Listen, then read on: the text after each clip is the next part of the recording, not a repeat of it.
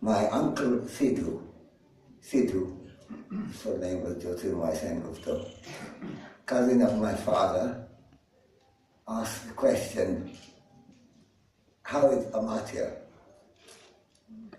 This was a letter written from Bhagwan jail.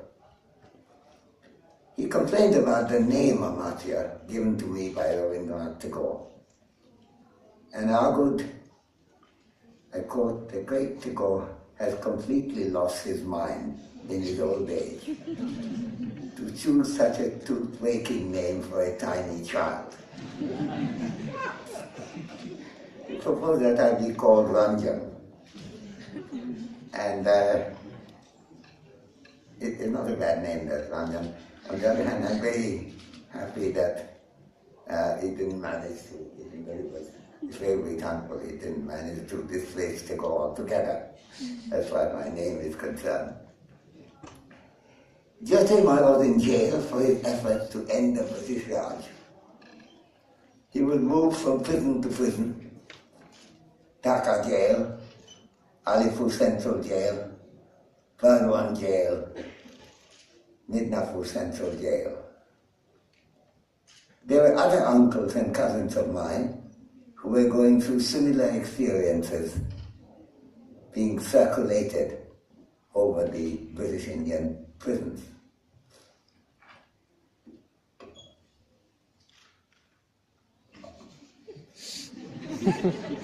You're against gravity, it's coming straight down to me.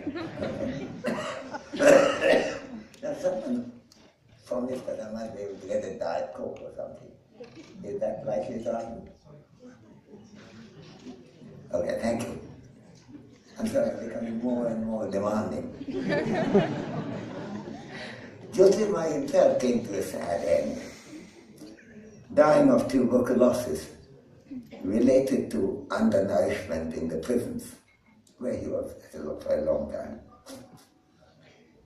As a young boy, I was lucky to have few conversations with Sidhu and felt very inspired by what he said and what he wrote. So I was beginning to, when this earlier letter was, I was one, but by the time he died, I was into double digits and reading these things. I remember being particularly struck by a phrase in one of his letters that he's committed to help to remove, I quote, the unfreedoms heaped on us by our rulers, unquote. How happy would Jyotirmoy have been to be in today's India, with the Raj dead and gone, and with unfreedoms no longer imposed on us by the colonial masters? It's a good question. But here's the rub. Have these unfreedoms really ended? The penal codes legislated by the imperial rulers still govern important parts of our life. Of these, Section 377 of the code, the penal code, which criminalizes gay sex, is perhaps the most talked about. But happily, a constitutional bench of the Supreme Court is re-examining it. I actually was part of the movement when it went the first time in the Delhi court. And thanks to my friend Vikram Seth and some confusion of the press, I suddenly became very famous. Because he had a letter signed, I think, by about 350 people. I never signed my own letters because every week I get a couple of good letters to sign, co-sign, in very good causes, all of them very good causes, and I've been involved in many causes, including freedom of speech, but also hunger, also women's inequality, and secularism, and so on. So I don't sign it. So I wrote a separate letter saying I would have supported this letter if I were to co-sign, but I don't. I think New York Times got the story a bit wrong, and they said that I have written a letter and been supported by 350 or others in a joint letter. This made me instantly famous. Instead of being an appendage to that letter, this became the prime mover. And I told Vikram that I owed him a lot of thanks for suddenly bringing me into prominence in this. But as you know, we won the first round in the Delhi court, and then lost the next, and we see what the Constitution bench does. That's the most discussed of the penal codes now, but perhaps equally deserving of attention is the fact, often overlooked, that the putting on a pedestal of the sentiments of any religious group, often very loosely defined, is another remnant of British law. There are several sections, but primarily Section 295A of the Penal Code, which was introduced in 1927, just about the time when Jyotirmoy was going into prison.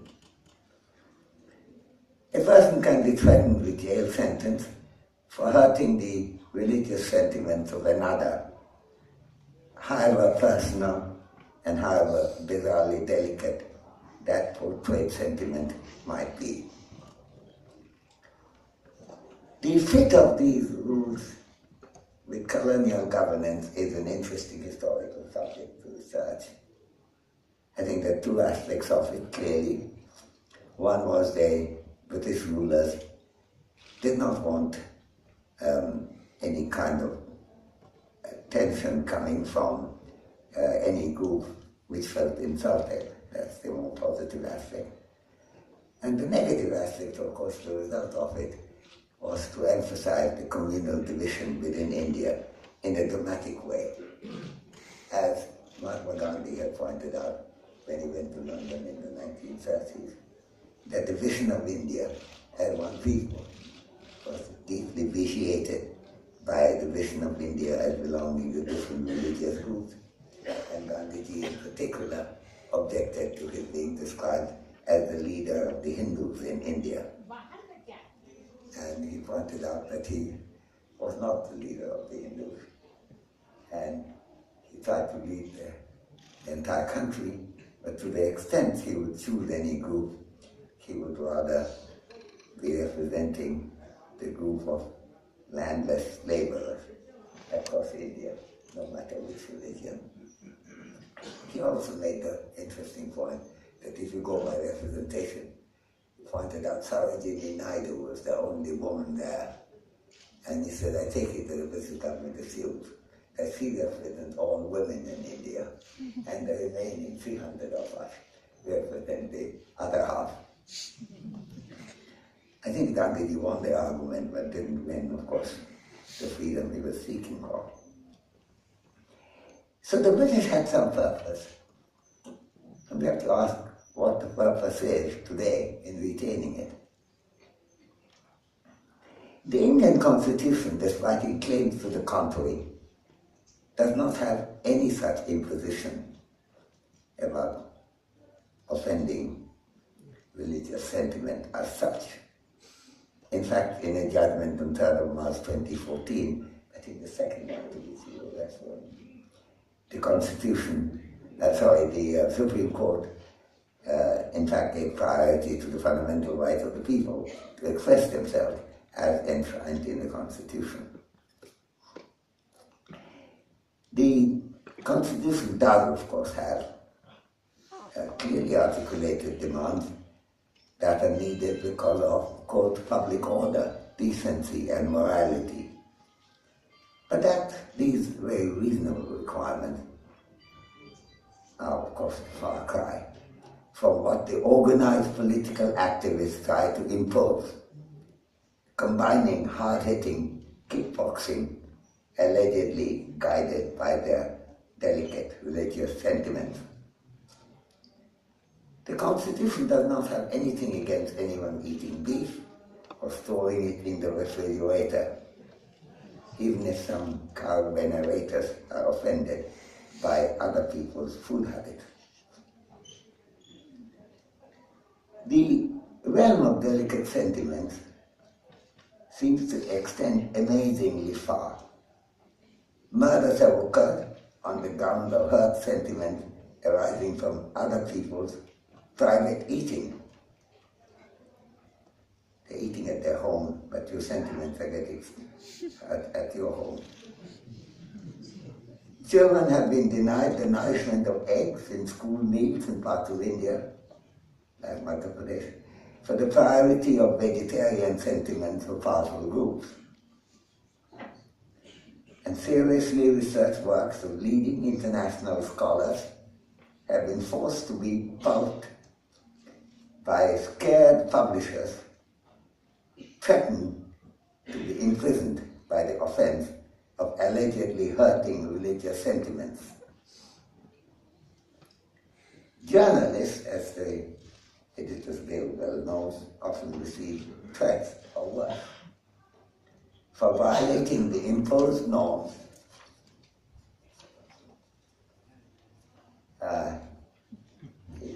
very dissent, but I can overcome it.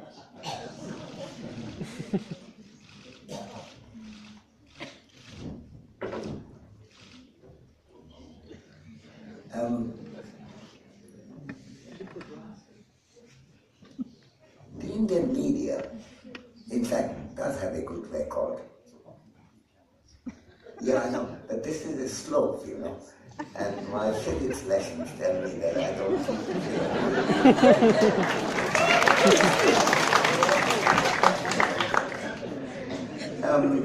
the Indian media has a good record of standing up against intimidation.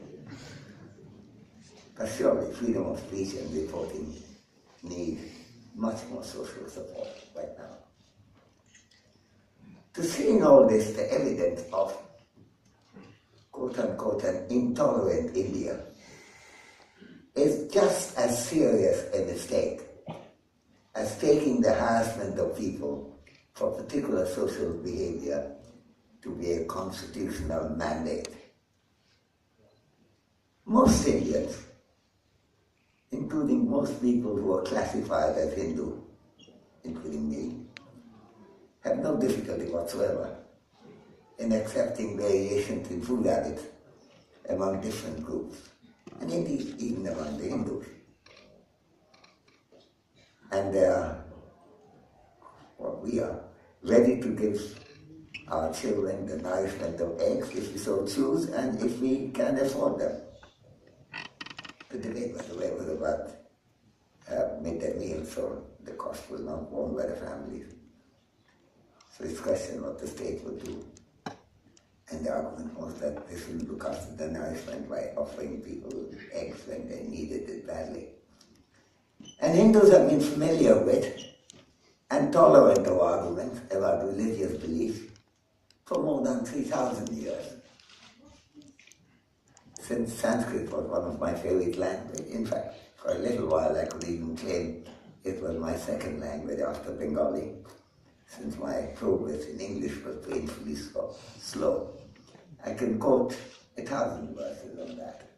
I'll quote only one from Rig Veda, around 1200 BC. I quote, "Who knows then whence it first came into being?" Who knows then when it first came into being? "Whose eyes control this world in highest heaven, he verily knows.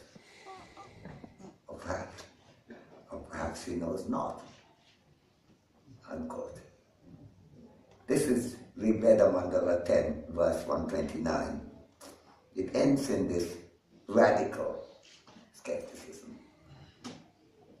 It's a really serious insult to Indians and to the Hindus in general, no matter what their practice is, if they're classified as Hindus as I am, to attribute to us the strange claims of a small but well-organized political group who were ready to jump on others for violation of norms of behavior that the group wants to propagate, armed with beliefs and sentiments that have to be protected from sunlight.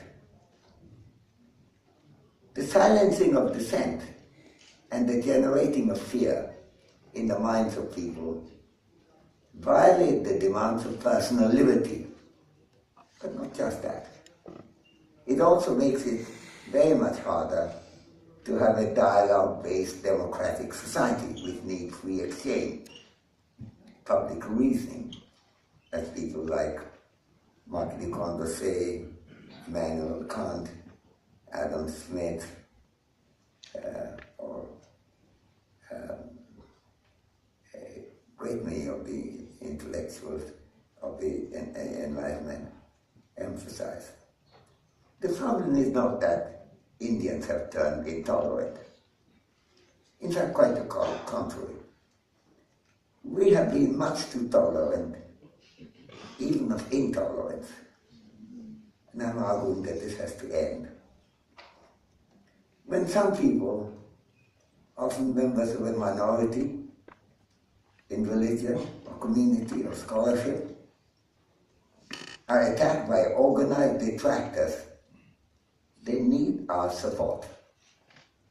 It's not adequate for us to be offended by their attack. We ought to do something about it. This is not happening, I'm afraid, adequately right now. And it did not happen adequately earlier as well. In fact, this phenomenon of intolerance, of dissent, and of heterodox behavior did not start with the present government, though it has added substantially to the restrictions that were already there. Amartya Sen, one of the leading painters of India, was hounded up out of his country by relentless persecution led by a small but organized group. And I'm afraid he did not get the kind of thundering support that he could have justly expected. He had to migrate out of his country and died abroad. In that ghastly event, at least the Indian government was not directly involved, though it certainly could and should have done hugely more to protect Amartya Sen. The government complicity was, however, much more direct when India became the first country in the world to ban Salman Rushdie's satanic verses. So what should we do? Here I'm trying to put together some of my thoughts here, and I see this as encouraging some discussion. And dialogic democracy is what India can claim to have some natural advantage in, which is being whisked away, as I think the President was mentioning recently, by attacks. So what should we do as citizens of India who support freedom and liberty? First, we should move away from blaming the Indian Constitution for what it does not say. These are not constitutional requirements. These requirements came from the British Indian penal codes. Second, we should not allow colonial penal codes that imposed unfreedom to remain unchallenged. And I quoted my uncle. He was not only fighting for the freedom of India, he was also fighting for the removal of the unfreedom that the British had imposed on us. Not in their country, ever, but in their colonies. Third, we should not tolerate the intolerance that undermines our democracy, that impoverishes the lives of many Indians, and that facilitates a culture of impunity of tormentors, which of course allows this tormenting to continue, because tormentors are threatening people with legal action. It's hard to bring tormentors to book in terms of legal practice right now. Fourth, the courts, particularly the Supreme Court, have good reason to examine comprehensively whether India is not being led seriously astray by the continuation of the rules of the Raj, not just 377 or one or the other, But there's a totality of penal codes that we have to examine. You could argument comprehensively whether India not being led seriously astray by the rules of the Raj, which we fought so hard to end. A lot of people gave their lives for it. In particular, there is need for judicial scrutiny of the use that organized tormentors make and thrive on of an imagined entitlement of quote-unquote not to be offended. I should mention, I don't know of a single country in the world where that right is recognized in that form. We stand alone in making a peculiarly defined crime, which suited the purpose of the colonial rule very well. And it may suit some purpose now, but it's not the purpose of a democratic India that it suits. Fifth, if some states, under the influence of sectarian groups, want to extend these unfreedoms, not through penal code, but through legislation in the state, for example, banning particular food, the courts surely have to examine the compatibility of these legislations with the fundamental rights of people, including the right to speech and the right to personal liberties, including what you eat and what kind of a life you lead.